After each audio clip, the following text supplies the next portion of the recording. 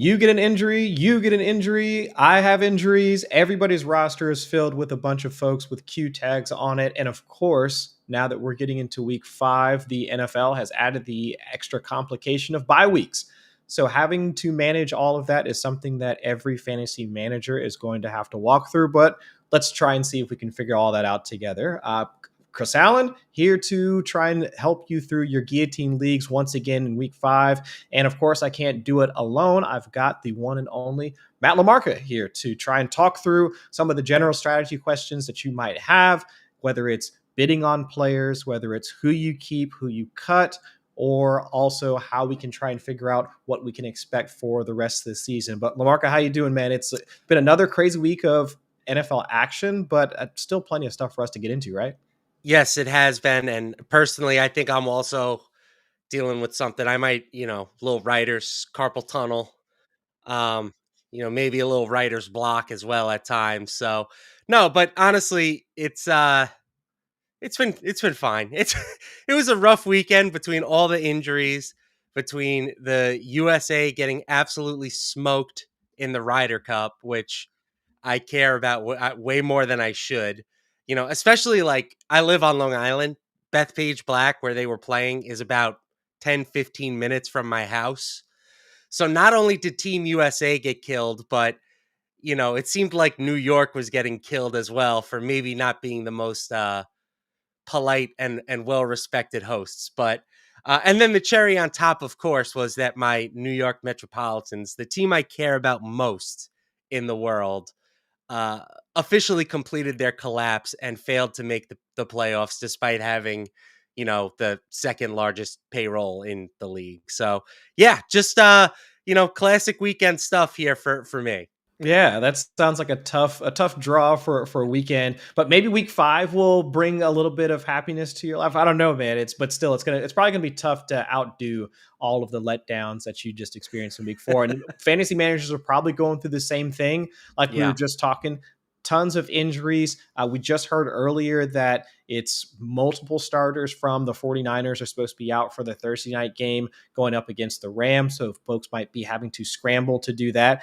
And I don't know if you're feeling the same way, Lamarca, but I would say that it's somewhat ironic that specific to the 49ers, that coming into this season, our concern was just on one player, one Hmm. specific player that we do not even have to name at this point, and it's just now everybody around him has now had either multiple injuries on IR, something along those lines. And so if you've got Christian McCaffrey, you're probably sitting there thinking, well, this is what's supposed to happen. They probably didn't expect this to Yeah. happen. But for everybody else, Brock Purdy, Juwan Jennings, Ricky Pearsall, George Kittle, and the list goes on and on. I just think it's going to be one of those seasons where we're just have to throw up our hands and see if we can read some of the tea leaves regarding some of these injuries. But it's going to be a big deal for the rest of the season. Yeah. Yeah, sort of back to back seasons now for the 49ers where they just can't seem to catch a break from an injury standpoint. So, probably good news for Christian McCaffrey. He's probably looking at 25 to 30 touches a game as long as he can stay healthy. But other than that, I mean, what are we looking at the Demarcus Robinson show here going Oh forward? man. Yeah. It's not the prettiest in San Francisco. Definitely not. But hopefully, folks have some contingency plans in place for any of those 49ers, that skill players that you might have had on your roster. But let's see if there are any other questions that you might have. And last week, we'll have the same format as we had the week beforehand going into this week. If you've got any questions, feel free to drop them in the chat. Try and answer them live and walk through any of the strategy discussions that might go into it using some of the tools that are a part of fantasylife.com. If you've ever gone over there, check out any of the types of stats or metrics, or like I was mentioning earlier, tools that we have there on the site. Check those out if you get a chance. But if not, we'll just be talking ball for the next, like I said, 50 minutes to an hour or something along those lines to try and at least walk through some general strategy questions that we might have, or addressing some of the problems that you might have as well. But Lamarca, so a ton of players have probably dropped down onto the waiver wire after the this week's chop. Seeing folks like Sam Laporta, Devonta Smith, CD Lamb because he's still injured, AJ Brown and his cryptic wide receiver tweets, David Montgomery, Lamar Jackson. I mean, there are a ton of folks that are out there right now. And especially if you go and check out fantasylife.com, we have I think there should be some content around some of those players where you can get an idea of who are the most chopped. But when you see some of those big names, you see an AJ Brown out there on the waiver wire. You see a Derrick Henry, a Lad McConkey, or probably not Lad, but some of the other guys that typically you would slot into your starting wide receiver, running back, or quarterback slots. How are you approaching some of those big names? I think we had a conversation last week about trying to wait and hold off from a budgetary standpoint so that you can make some of those larger swings later on in the season. But for some of these guys, again, depending on some of the names that you're seeing, are these guys that you would prioritize? Or are you still trying to adhere to you're going to try and hold your money until we get deeper into the season? It's an interesting, list as far as the most chopped guys this week. I would say in previous weeks we've had some, clear like standout players, right? Like Mhm. Jamar Chase has been on this list now several times, but before Joe Burrow, we knew he was going to be injured. Like you see Jamar Chase out there and you're like, wow, that's a no doubt end of season wide receiver for me.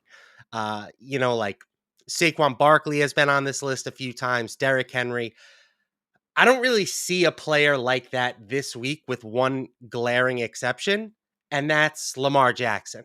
And of course, the big caveat with Lamar is he's going to miss at least this week, maybe next week, and then the team is on bye in week 7. So, how aggressively do you want to bid on a player who it's very possible is not going to be in your lineup for the next 3 games? Um, I would still look to get pretty aggressive on Lamar. I do think that when it gets down to the final, 3 or 4 teams, it's Lamar and it's Josh Allen, and those are the 2 clear top fantasy quarterbacks. So if Jackson is out there, even if I'm not going to be able to play him for the next couple of games, I'm going to be going, 150 to 200 bucks on him. Quarterback is a very replaceable position. And again, not having Jackson for the next couple of weeks is going to be tough. But if you can get him and survive this stretch, I think it sets you up nicely where you don't really have to think about quarterback again until the end of the regular season. No, and I think that makes sense. And if you can pull up the article that I shared real quick and give so folks can kind of see what we're talking about here. So it's written by the man that's behind the guillotine craze himself, Paul Charchian, and this article is available on FantasyLife.com right now. So walking through some of his waiver wire bidding advice and listing out some of those players that have been the most chopped. And as we were talking earlier through some of those names, Sam Laporta, Devonta Smith, CD Lamb, Jamar Chase. I mean, a lot of those common names where if you were in a typical managed league, you would see those guys as being in the first couple, 2-3 rounds, somewhere in there from an ADP standpoint. And of course, to your point, Lamarca, looking at Lamar Jackson as being one of those guys that do stick out. I agree. And I think Charch kind of lays out the similar case where, yeah, we're expecting him not to be available for the next couple of weeks. Week 7 bye is also something that we have to contend with. But from a utility standpoint, how much fantasy production he can bring to your roster, there aren't too many other quarterbacks that have that type of production profile, because he has that Konami code to his game, right? He has the rushing. Over 10% of his 10% of his dropbacks have been turned into either scrambles or design rushes. Still a uniquely accurate passer, even though last week he had something of a down game against the Chiefs defense. I still think that while he had that down game against the Chiefs, from a fantasy standpoint, the production still should be something that we should continue to target. So I would say being aggressive with him, knowing that you're going to have to wait a couple of weeks at least until you see him back there, both healthy and available. I mean, that's something you can plan for. Because I'm assuming right now, if people are into week 4, you've gotten through week 4 and you're still available, you have a relatively solid option at quarterback. That's not to say that you're sitting on Josh Allen or anybody else, but you might have let's say, now Sam Darnold's probably not the best option. For sure. Yeah, that's a good one right there. Or maybe if you waited later and you had Justin Herbert and you wound up drafting him at cost. So there's a chance that you already have a, let's say, a top 12-ish type of quarterback like sitting on your roster already. But then if you can actually upgrade to Lamar once he's healthy in the next 3 to 4 weeks, that would be the way that I would try and approach it. So again, try and check out some of the content that we have on fantasylife.com where you can get some of that strategy discussion where you can see not just the names, but also how best to approach them. Because I think that is one thing that, as from a fantasy standpoint, we tend to glom onto we see the name and we think about the highlights or the high end production associated with them. I mean, shoot, you think about Lamar Jackson, but you think about his running back one and Derrick Henry, you think about the high end or like the ceiling type of case for a guy like Derrick Henry. But we know the floor is also there for him as well. And we just witnessed that in week 4 against the Chiefs, where it was Justice Hill plowing through Chiefs defenders and then going off on an explosive run into the end zone and also earning over 10% of the team's targets. So understanding it's not just, especially for Guillotine, it's not just the highs, but the floor that we have to consider. That's where it becomes really important to try and figure out, okay, well, what am I really getting out of these players and how am I managing my budget so that I'm acquiring the players that get me that floor and ceiling combination you need to continue to survive week in and week out. All And right. that's why the rest of this list really doesn't stand out as all that appealing to me, right? Yep. I mean, certainly, like, you're only going to end up on the most chopped list if you have a floor game the week prior. Mm-hmm. And, like David Montgomery, I think is David Montgomery is almost like a handcuff at this point, right? Like, he is somebody that would have immense value if something were to happen to Jahmyr Gibbs. But Sure. if they're not in a elite spot, how much confidence are you going to have putting Montgomery in there, right? Like, on paper, they were 10-point favorites. Like, and they won the game convincingly. That's the type of spot that's supposed to set up well for Montgomery. And it just really didn't materialize last week. Yeah. So, Jalen Warren, kind of the same thing. Kenneth Gainwell played great in relief of him last week. Wouldn't shock me if that's a little bit more of a timeshare moving forward. Mm-hmm. The Eagles receivers, Philly didn't complete a pass after halftime last week. It's just a crazy stat to begin with, right? That's absolutely insane. So, like, it's hard to have any confidence really in most of these guys. Lad McConkey, another guy, we kind of briefly talked about him last week. I write a Guillotine League start sit column over at Fantasy Life. I have Lad McConkey as a sit this week. Like, you just can't feel comfortable with him right now. So it's outside of, Lamar Jackson, CeeDee Lamb, kind of a similar mold to Lamar Jackson, where we know that when he's healthy, he could be, the number one receiver in fantasy, but you're going to have to survive without him for a couple of weeks. Like, outside of those two guys, I'm not seeing a ton of upside on this most chopped list. 100% agreed. And that's where, again, trying to separate the opportunity profile from the name is where it becomes critical so that you don't wind up overpaying for somebody that you would say, again, in a managed league, would you love to have, or would you be bragging about a roster that had Jamar Chase, AJ Brown, Derrick Henry, Lamar Jackson, all of those guys on them? Absolutely. But knowing what we know now through 4 weeks, these are not the players that you would typically want to have or be essentially hinging your guillotine season on at this point, knowing what we know now. So trying to understand that production profile, or that whatever the potential floor outcome could be for each of them, will wind up swinging a lot of your decisions throughout the rest of the season. That's something to definitely pay attention to. Okay, so I see a couple of questions in the chat. Let's see if we can hop on over to those and help some folks out here tonight. Again, we'll be here till about 7 o'clock Eastern, talking strategy, trying to pull down as much as we can with what's available here on the site and get as much information out to you as quickly as we can. But let's see. So this one's from Bryce.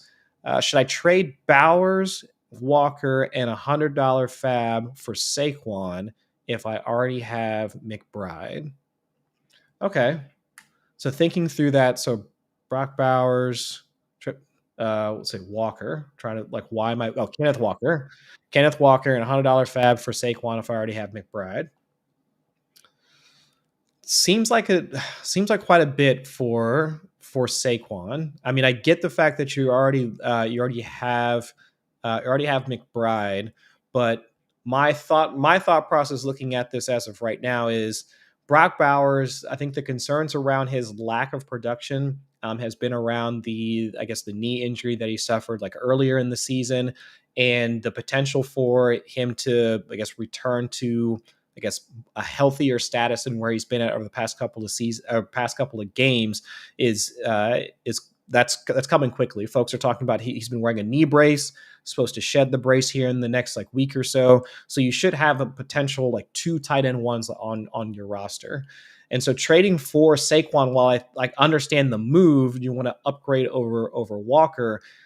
I would also try and see this for me personally. I would see if you can get a little bit more in return, or maybe take off the $100 in fab or something along those lines. Just knowing what the potential could be for Brock Bowers moving forward, assuming he gets back to his level of play that we've seen from him in 2024, and then also in the early parts of this season as well. So while I don't mind the move trying to acquire Saquon, I do think trying to at least mm, do it at a slightly lesser cost would be my general approach. But Lamarca, do you see it differently based off of the components to the trade that this person has here?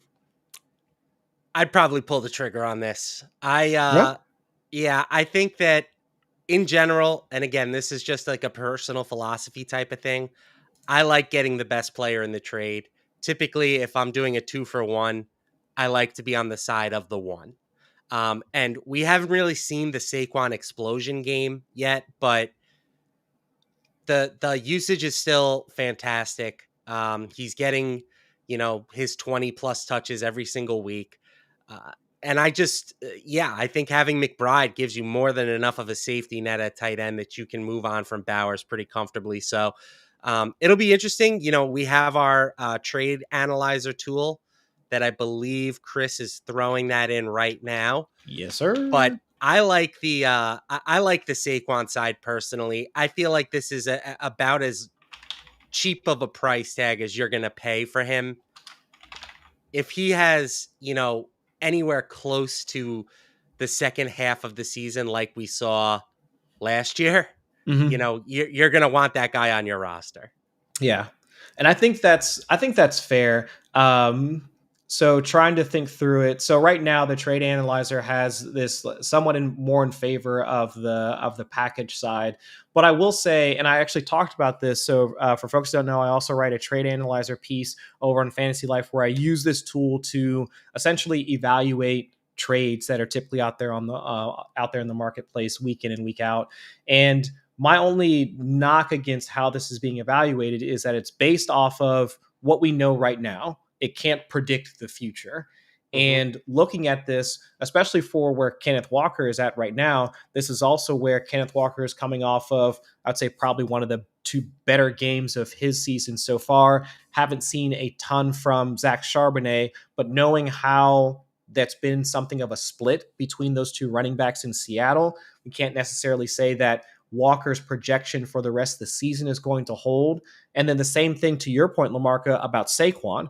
As of right now, from a rushing success rate, he's at least somewhat behind where he was at this point in 2024. The explosiveness hasn't been there for him as well. So and it's been partially because of the blocking up front. And a number of folks that follow the Eagles have been noting the run blocking scheme and how they've been trying to deploy Saquon hasn't really been to what they expected back in after coming off of last year's Super Bowl run. So if that starts to shift, can we see the same type of Saquon that we expected when we were drafting him at the 101, 102, 103, somewhere in there? Absolutely. So I'm almost looking at this as I 100% agree. You're getting the better player if you're on trying to get on the one side or the Barkley side. You are definitely getting the better player. Whereas, I mean, there is more production in store for Barkley. At least we can assume that to be the case. Assume it, like with the Eagles trying to fix their offensive line and continuing to deploy Barkley the way that we would like him to. But for Walker, I would assume that this is more of a he's kind of capped from a production standpoint. That split between Charbonnet is still going to be there. And of course, trading away Bowers is not going to be the best. He could still continue to improve from a health standpoint, but you're already insulated with having Trey McBride. So I agree that trying to pull the trigger on this, again, my only nitpick, I would say this, my only nitpick would be maybe drop the $100 in Fab and just go for the package. Other than that, I think you'd be fine to move out on this deal. I think that this is It solid. it it never hurts to counter, right? I mean, you Yeah. can always theoretically go back to the original offer if you have to. And just Mm-hmm. for some further context, here's the rest of his lineup: Herbert, Derrick Henry, Nico, Tet McMillan, and Marv to go with the guys we've already mentioned. And he has 820 still in Okay. Fab. Yeah. So yeah, personally, I always like a stars and scrubs type of thing, because who knows, that extra roster spot you open up, maybe you can find someone on waivers, a handcuff running back or something that can provide value for you down the stretch. So that's another part of the reason why I like the one part of the 2-for-1 type trade. That extra roster spot, it's not like you have to leave it open. You get to Yeah. fill it with someone. Yeah. So that's just sort of the principle there behind that. 100% agree. And especially this week, that would be the week to have the extra bench slot given all of the injuries that we're going through right now. So whether you want to fill it with, I'm assuming Amari DiMercado has probably been picked up because of the Trey Benson news. But if you wanted to grab a Michael Carter, or because of the Bucky Irving news, most folks are probably rostering Rachaad White. But if you wanted to pick up a Sean Tucker, even though he might be rostered in a number of leagues. So there are ways that you can wind up taking your shot or placing your bets ahead of time on some of the running back situations or injury situations that are starting to crop up. I mean, shoot, we were talking last week about picking up Kendre Miller because of Alvin Kamara. That split between him and Alvin Kamara starting to pop up. So there's plenty of shots that you can take on some of these uncertain or ambiguous backfields that with the extra roster or bench flexibility, you can capitalize on some of these others, like potential injuries in the future before they even happen. So I think this is a good trade. All right, let's try this next one. Never had it so good. Need 3 PPR: Olave, Juwan Johnson, Devonta Smith, Tolbert, Rachaad White, Harvey, Michael Carter on waivers. Are they worth the pickup? If so, who to drop? Well, we don't know who's on his roster yet, unless I'm missing something here. He Uh, gave us his whole roster, it looks like. Um, I got to be honest, it's too early for me to really be diving into sit stuff. I have not broken down, the matchups to the level that I would have liked to at this point. Uh, is Michael Carter worth a pickup? I would say yes, but not at the expense of anyone that you listed, really, maybe with the exception of Jalen Tolbert. I think you could certainly swap Tolbert yes. out from Michael Carter, but I think Rachaad White is a more valuable backup piece than Michael Carter. Just a better offense, you would assume a better player in general. So that would be my advice there. I think I personally, just to give my quick thoughts on the Cardinals backfield, I think that it's going to be mostly Amari DiMercado. I would say, maybe 65-35 DiMercado, with DiMercado getting most of the pass catching work. So I don't see Carter as like a must add type of piece. He's rosterable, don't get me wrong, but I don't view him as like I have to go out and get this guy. Um, maybe Carter works in a little bit on like goal line situations and he gets a little touchdown upside, but I think that's really what he's going to need in order to have fantasy relevance. And I think that's fair, especially given their week 5 matchup because they'll face the Titans. And if we want to try and copy paste the profile of the running back that just smoked the Titans, it was Woody Marks. And both it was not just his ability to have that burst through the line of scrimmage, but also operating the passing game. So if we're assuming a lot of that same work is going to go to DeMarcado, then I would have a bit more confidence trying to have a guy like DeMarcado versus Michael Carter on my roster, even though the matchup against the Titans, they're bottom 5 and running back points per game allowed to the position. So I would say that either are fine, but out of that group, yeah, trying to swap him out for Tolbert makes some sense, but I don't have a ton of hope for. I wouldn't instantly slot Carter into my like starting running back position at this point. Yeah, it's always telling to me, like, DeMarcado is the guy who was on the roster all season. Carter wasn't activated until after James Conner went down with an injury. That just kind of tells you what the coaching staff thinks of those players. 100%. And the only other thing I would say out of that group, just to be mindful, Juwan Johnson, DMP today with an ankle injury. So pay attention to that going into the weekend if you don't have another tight end sitting on your roster right now.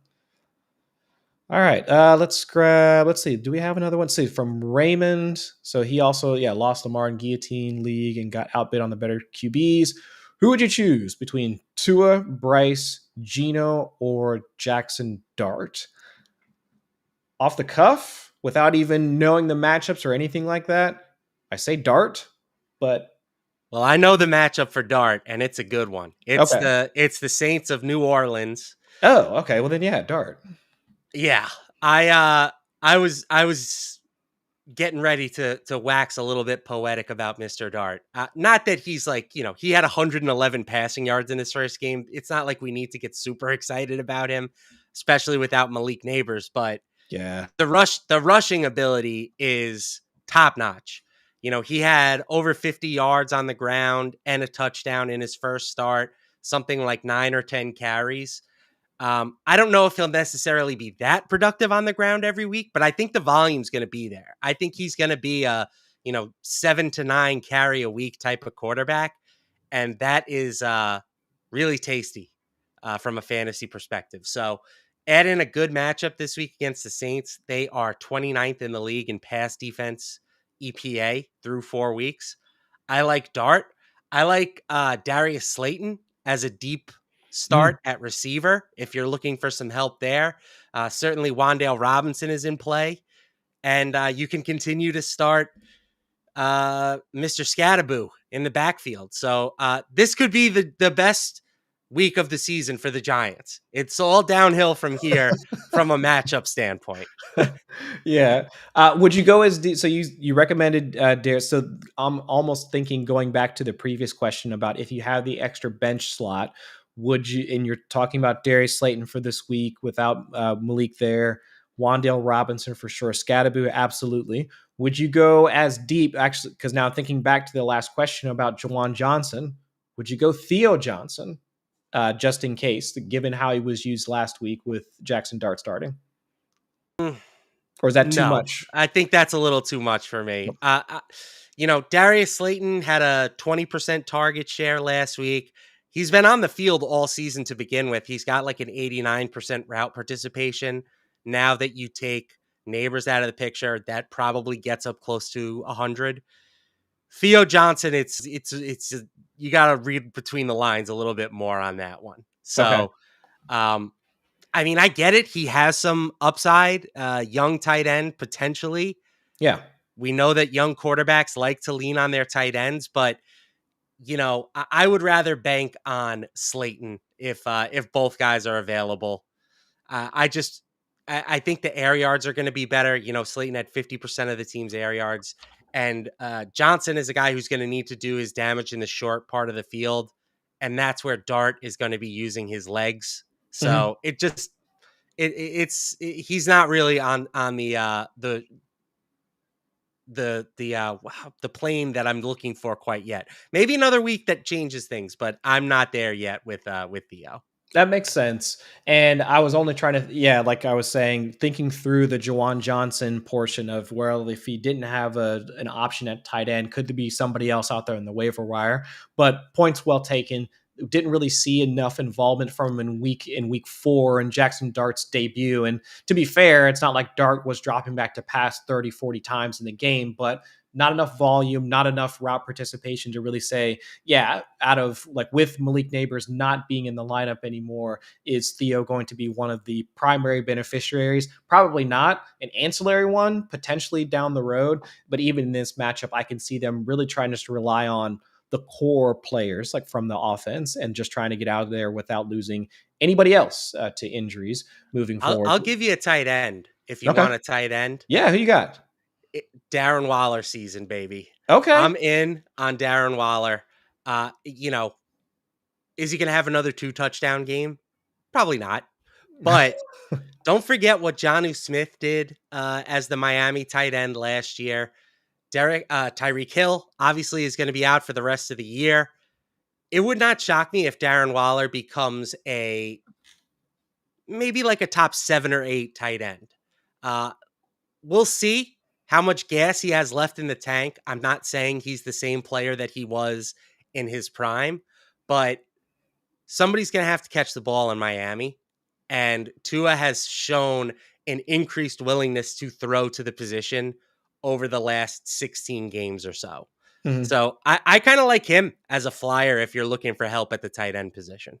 That's a solid call right there. And since Raymond had posted a couple of the quarterbacks there, like on that list, it's funny that Tua and Bryce Young, they play against each other this week. It's the Dolphins against the Panthers. And looking at, again, using the tools available on fantasylife.com, our DVP setup that we have there, from a tight end standpoint, it is the Dolphins allow the third most points per game, but it's the Panthers that allow the 6th most. So if you are looking for another Darren Waller type of game, this definitely sets up as one where Tua would drop back to pass, use the short area of the field, and try and pepper whether it's going to be Jalen Waddle and, of course, Devon Achane. But then seeing how well Waller played in prime time, he could be one of the beneficiaries of Tyreek Hill being out for the rest of the year. So I would say Jackson Dart is probably my top ad out of that list.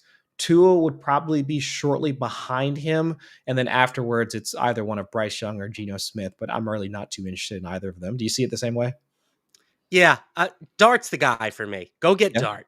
Yeah, Dart has to be, and no bias, no New York bias from LaMarca on this No, one. I'm a Jets fan, to be 100% honest. Oh, so, really? Okay. Yeah. Okay.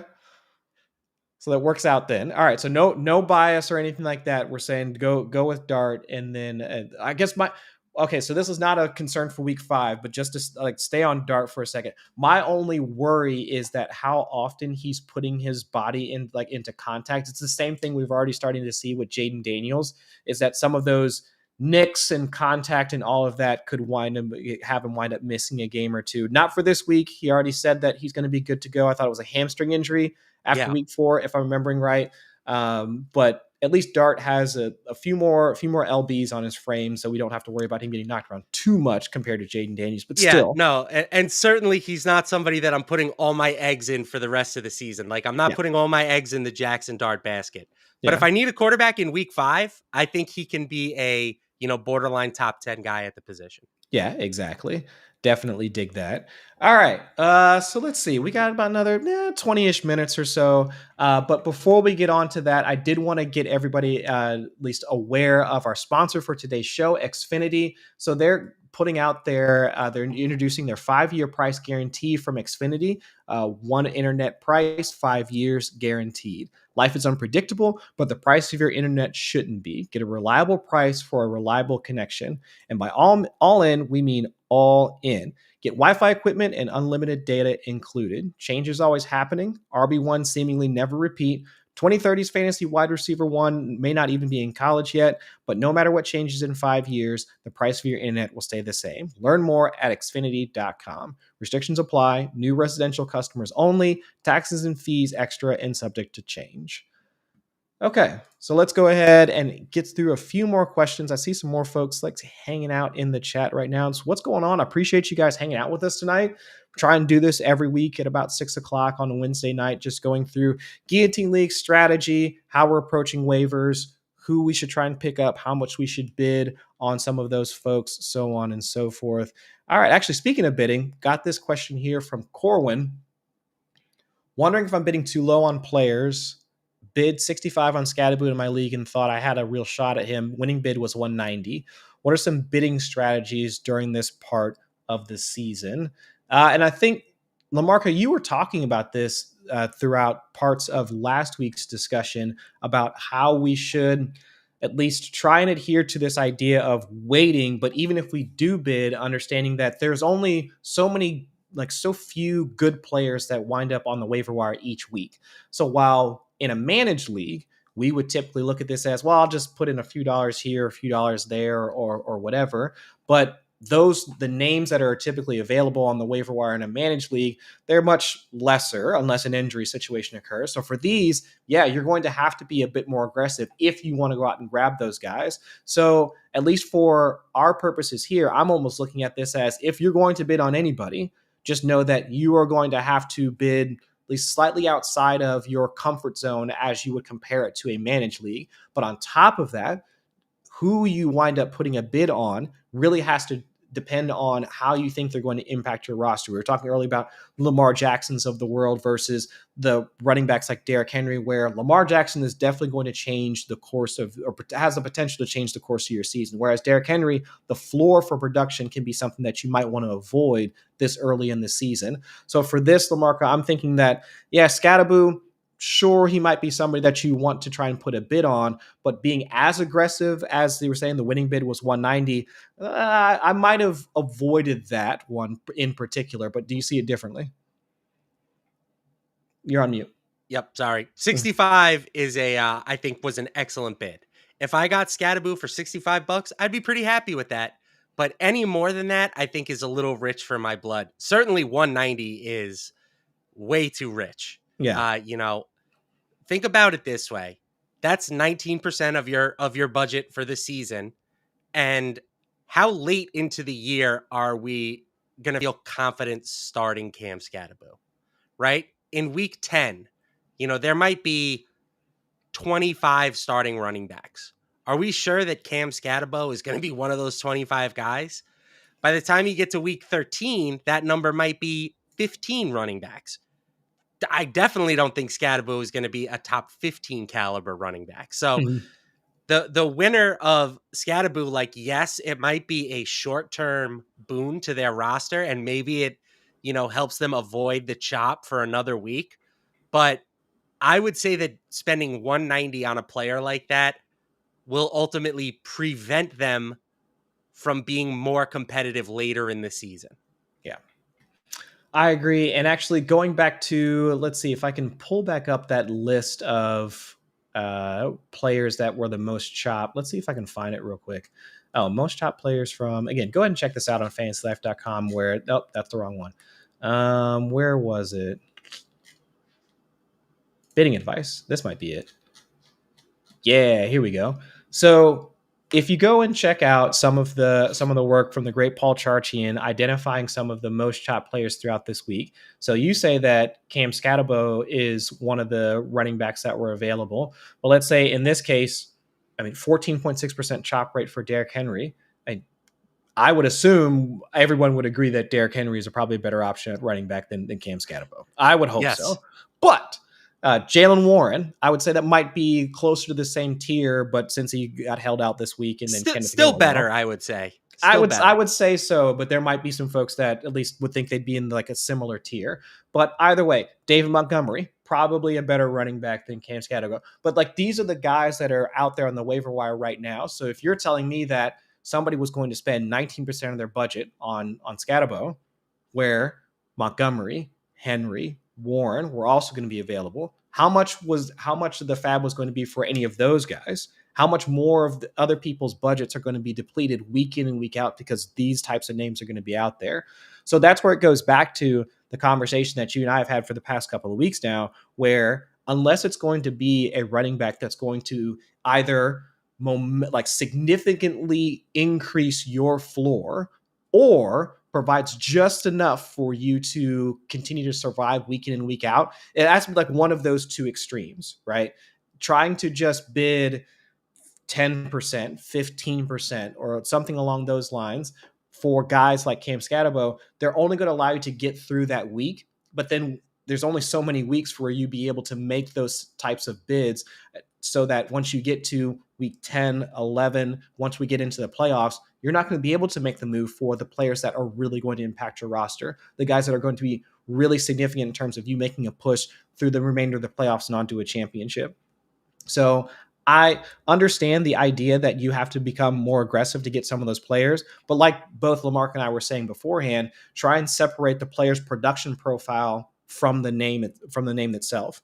And if you can do that and say that, okay, well, yeah, Cam Scatterbo, popular player, it's going to be a hot ad in most managed leagues, so on and so forth, if he's not already rostered in the leagues that you're playing in. But now looking at his production profile and also the outlook for the Giants, is he really going to be the type of running back that's now going to change your season? And I would say no. Good, let's say mid to low end RB2, somewhere in there, just based off of opportunity. But is he really going to pop from a standpoint that he's going to continue to push your roster and keep you above the chopping floor on a week in, week out basis? I do have some struggles with that. Even looking at their upcoming schedule, so they have the solid matchup up against the Saints like this week, but then in week 6, they play Philadelphia.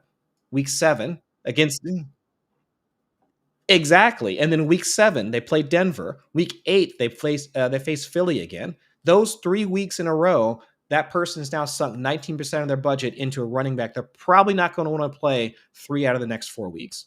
So thinking about that versus just looking at the name, but then also now looking at what's their situation, what's their outlook. I mean, those are the things that should help you determine whether or not you really do want to get aggressive for that particular player on the waiver wire. Okay. Let's see. Raymond was saying, yeah, rest of the roster is solid. The move has been made. Nice. Love to hear it. Love to hear it. So let's see. Never had so good. Oh, Tonjes is out there, like with wide receivers out in this SF. Could be a play. Could be a play. If you need the, I guess like somebody available at the tight end position, if you can get out with them cheap, even still, that feels like something of a prayer. I would look somewhere else, honestly, though. So somebody mentioned they were in like a 32 team Guillotine League a couple weeks Oh, ago. that's right. Yeah. I would play Tonjes in that maybe. Yeah. That's about it. Yeah, but if you're in your like relatively standard like 16, 18 team or something like that, I would assume there have to be some better options out there. And actually, I'm wondering, let's hop into one of my leagues here, and let's see what we've got for waivers or options at tight end. Let's run through some names and see if any of them make some sense. So this is one of my leagues over at guillotineleagues.com. And here's some of the guys who are out on the waiver wire right now. I mean, Zach Ertz. Let's see. I mean, Dalton Love Schultz. Zach Ertz. Maybe okay. Chigakonkwo. I mean, yeah, you maybe. I mean, even that's probably, especially with I think Calvin Ridley missed practice today, if I'm remember, or maybe might have been limited. Something to consider there. And so there are some other options out there. We talked about Theo, Oronde Gadsden, Kate Otten. I mean, so there are some other options out there that you can consider over trying to, I guess, dig deep for Jake Tonjes having to play with. I mean, even though Mac Jones did play well in his start, I would say that's probably a bit too deep in my opinion. Agreed. All right, so let's see what else have we got here. All right, another question from the chat here from Connor. So I can't believe we're at this point, but for RB2, Woody Marks or Chase Brown? Man, rest in peace. Rest in peace, the Bengals, huh? Yeah, I mean, you, Connor, you had to ask me that question. Don't you see the hats behind me, man? Like you couldn't ask like on any other show on this network here. You had to ask me for that. That's tough, man. But we will definitely try and answer your question as best we can. At this point, especially with the upcoming matchup against Detroit, I would be hard pressed to try and start Chase Brown, just given how poorly the Bengals offense has operated. It's nothing against Brown himself. The opportunity has certainly been there for him through 4 weeks. It's not like they're trying to work in Taj Brooks behind him. We haven't seen much more out of Samaje Perine outside of the few long runs that he had in week 3 against the Vikings. it's not like a ton is going to change for their offensive output. So looking at the way things are right now for Woody Marks, he's being used not just as a rusher ahead of Nick Chubb, over 52, 53% of the carries went to Woody Marks in week 4, also being used as a receiver, double-digit target rate for Woody Marks, trying to operate in the short area of the field where CJ Stroud can get the ball out a little bit quicker. I would say that Marks grades out as the better option between those two. And really, I mean, if it's really just about a start sit question, it's not like who you're trying to pick up and or drop. So I would say if you're just trying to get through week 5, I would say Marks is probably the better option. And let's hope that the Bengals get back to some sense of normalcy on the offensive side. But Lamarca, you think Marks is the better option here? I think you're pretty clearly going to be playing matchups with these two guys at this point. I would not expect Woody Marks to be like an every week start at this point. The Texans offense still is not particularly good, especially on the offensive line. They just ran into a phenomenal matchup last week with Carolina or Tennessee, whoever it was. It was a Tennessee. great matchup, and they took full advantage. The good news is they get another one this week. They're playing Baltimore, and Yeah. Baltimore has not been able to stop the run at all. So I would lean towards Woody Marks again. Chris mentioned the utilization continues to trend up for him. It's a very positive sign, but there are going to be tougher matchups in Woody Marks' future. And in those, I think he is far from like a slam dunk must start.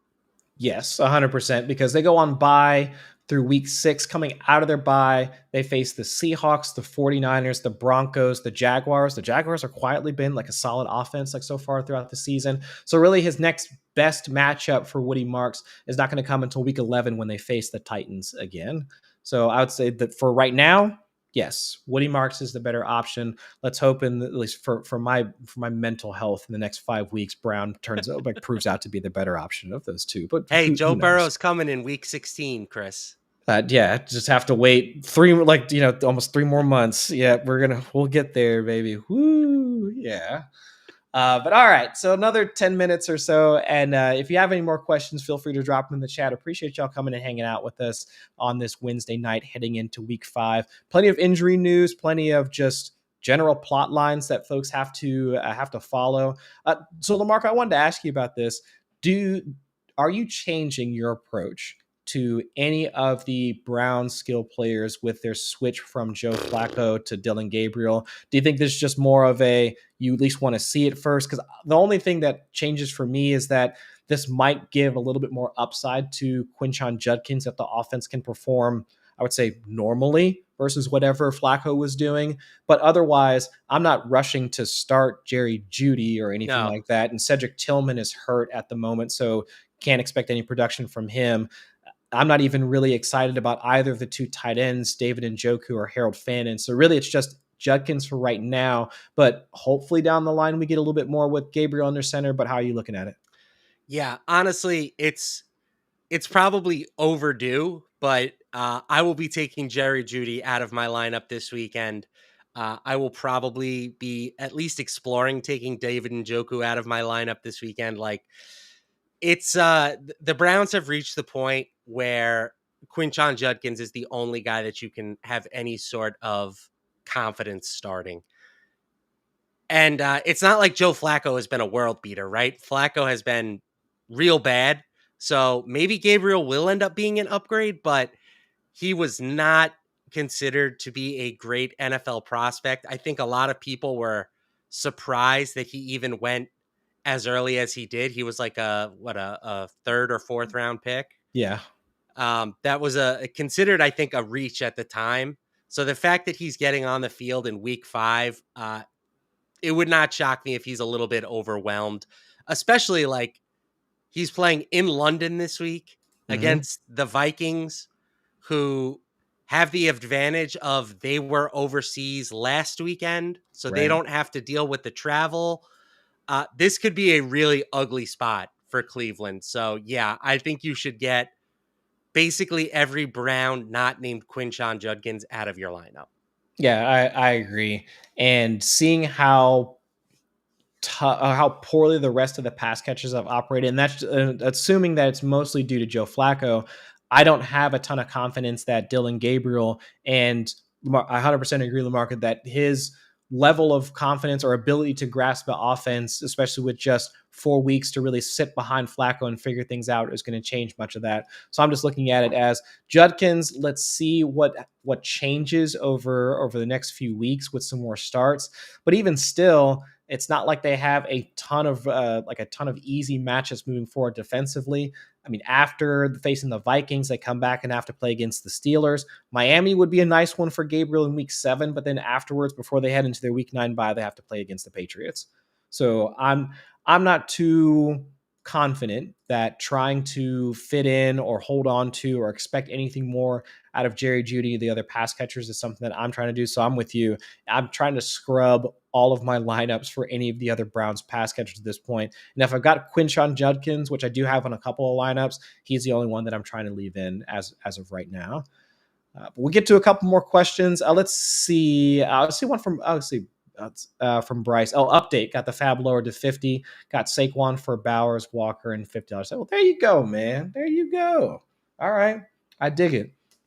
So let's see. What else we got? Oh, so we got I guess, downward trending offense. We're talking about the Browns and then switching to Dylan Gabriel. Well, let's talk about a positive or uptick in production for another AFC team. The Chiefs. Looks like the Chiefs are back, maybe, after playing against the Ravens and a decisive win with Patrick Mahomes throwing for 4 touchdowns. But it's not just the fact that Mahomes is looking good. I think having a field stretcher and at least a running element with Xavier Worthy back definitely helped.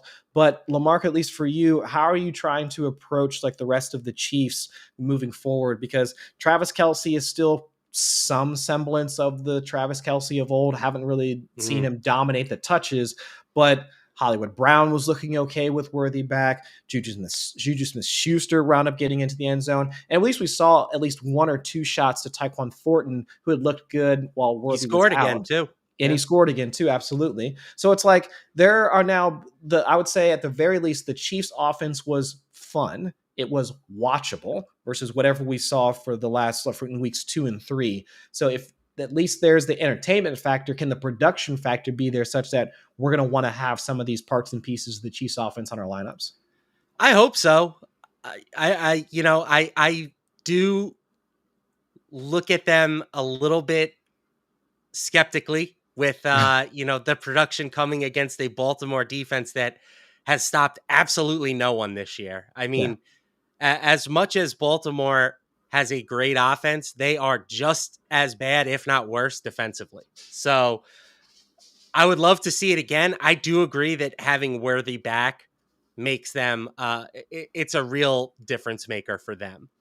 He is sort of the straw that stirs this drink offensively. And, who knows, maybe when Rashee Rice comes back, we will see this offense go back to being, a truly elite weekly unit. The one thing that I think you can feel best about right now for fantasy purposes is Patrick Mahomes, because they have just absolutely no run game. Isaiah Pacheco is dust. Kareem Hunt is arguably even worse. Brashad Smith is a figment of our imagination at this point. He doesn't seem to really exist. So until one of those guys starts to prove that they can do more than just get 3 yards and a cloud of dust, like, it's going to be Mahomes, and more Mahomes offensively. I think that makes sense. And that's where looking at how Xavier Worthy operated on the field, just not as a field stretcher, but also having those end arounds, I think that's where you can see how all the rest of the pass catchers and pretty much the rest of the offense kind of fell into place and everybody was moving back into their right roles. It was Xavier Worthy being on the outside and stretching the defense deep, allowing Juju Smith-Schuster and Hollywood Brown to operate underneath. And that's where not having that element beforehand kind of limited how Patrick Mahomes and the rest of the offense could really operate. And if that also, if it impacts the passing game, then of course it impacts the running game. And that's where we saw everything start to work once you see all of those things work in concert together. So I'm with that. And if you have Xavier Worthy, I have him on one of my Guillotine rosters. It was good to see him able to play without any restrictions, really. And hopefully that continues to be the case as the weeks move forward. But if you have Hollywood Brown, most folks probably dropped him. I would say he might be at least somebody to stash on your bench and see how things work until Rashee Rice comes back, and then he's probably back, should be back on the waiver wire. And then, yeah, I'm with you. None of the backfield really seems to impress me, or at least enough such that I would want to target them and try and start them on my rosters, because it's either too diverse or they don't produce enough, or they don't produce effectively enough that we should have them in our rosters unless we're in a complete dire straits. But okay. Pacheco is somebody that I would drop in Guillotine Leagues. And As this like a is landmine for somebody else? 100%. This is a Charchian strategy. It's called a sabotage drop. You drop them, somebody else wastes their fab on them and potentially then puts them into their starting lineup. These are the types of like next level strategies that you learn when you're producing shows for Charge. Yeah. I had never thought about the sabotage drop, but if there's a player to do it with right now, I think it's Isaiah Pacheco. I would almost think, now that you mentioned that, it'd almost be like I'd say the lesser version of having a player like Cam Scatabo out there, where it's, people are going to see the name and they're going to want to be like, oh, I need to bid on this guy. I need them on their roster, not knowing that, yes, they might have the opportunity and they might be a part of a solid offense, at least now switching back to Pacheco, but that backfield is split three ways, and probably 3.5 ways when you consider Patrick Mahomes is a fairly dangerous scrambler in and of himself. So they can wind up spending quite a bit of money and depleting their fab, and also potentially losing out for the rest of the season if they wind up putting Pacheco in their starting roster. So I do dig that as a way to try and knock somebody else out sooner rather than later. That's a nice approach. I dig that. Okay, well, we're at 7 o'clock, but I see one more question in the chat. Let's see if we can help out Jay Gandia real quick. So, are you starting Jamar? Have Puka and Worthy starting at wide receiver?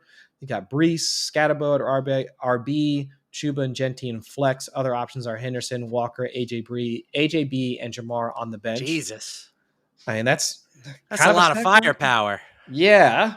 I'm at least looking at the roster so far, I would say that Jamar isn't an essential start in this case, especially with how even I know the Monday night game blanketed by Patrick Surtain throughout most of it, so trying not to target him, and that has been something of a history whenever the Bengals have played the Broncos and Jamar has had to go up against PS2.